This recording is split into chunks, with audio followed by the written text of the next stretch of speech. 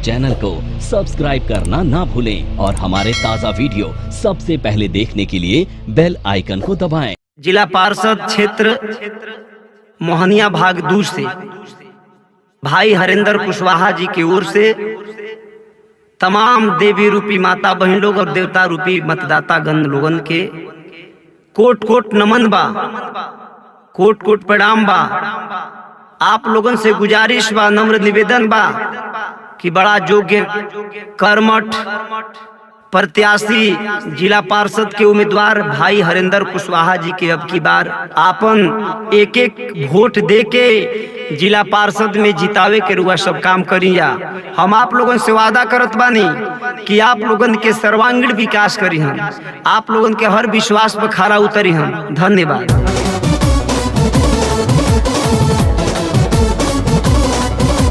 हरेंद्र भैया जिंदाबाद, जिंदाबाद, जिंदाबाद। हरेंद्र भैया जिंदाबाद, जिंदाबाद, जिंदाबाद। क्यों पड़े हो चक्कर में? कोई नहीं है चक्कर में। क्यों पड़े हो चक्कर में? कोई नहीं है चक्कर में। अभी तो अंगड़ाई है, आगे लड़ाई है। अभी तो अंगड़ाई है, आगे लड़ाई है। कर्मठ जिला परिषद उम्मीदवार हरेंद्र भैया हो, उम्मीदवार हरेंद्र भैया हो, उम्मीदवार हरेंद्र भैया हो। गरीबन मजदूरन के आधार हरेंद्र भैया हो, गरीबन मजदूरन के आधार हरेंद्र भैया हो। जात पर न पात पर वोट में विकास हो, जात पर न पात पर वोट में विकास हो। हरेंद्र भैया जिंदाबाद, जिंदाबाद, जिंदाबाद। हरेंद्र भैया जिंदाबाद, जिंदाबाद, जिंदाबाद। क्यों पड़े हो चक्कर में? कोई नहीं है चक्कर में। क्यों पड़े हो चक्कर में? कोई नहीं है चक्कर में। अभी तो अंगड़ाई है, आगे लड़ाई है। अभी तो अंगड़ाई है, आगे लड़ाई है। चाचा बाबू भैया लोग देही जा ध्यान जी, भैया हरेंद्र जी के राखी जा सम्मान जी।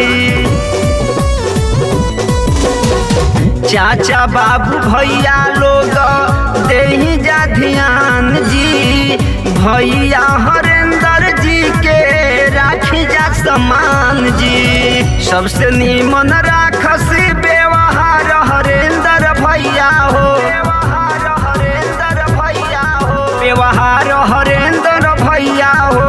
गरीबन मजदूरन के आधार हरेंद्र भैया हो, गरीबन मजदूरन के आधार हरेंद्र भैया हो। जात पर न पात पर वोट में विकास हो, जात पर न पात पर वोट में विकास हो। हरेंद्र भैया जिंदाबाद, जिंदाबाद, जिंदाबाद। हरेंद्र भैया जिंदाबाद, जिंदाबाद, जिंदाबाद। क्यों पड़े हो चक्कर में? कोई नहीं है चक्कर में। क्यों पड़े हो चक्कर में? कोई नहीं है चक्कर में। अभी तो अंगड़ाई है, आगे लड़ाई है। अभी तो अंगड़ाई है, आगे लड़ाई है।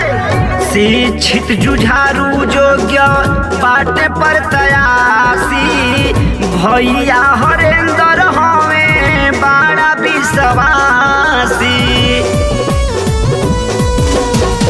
शिक्षित जुझारू योग्य हमें पर तयासी, भैया हरेंद्र हमें बड़ा विश्वासी।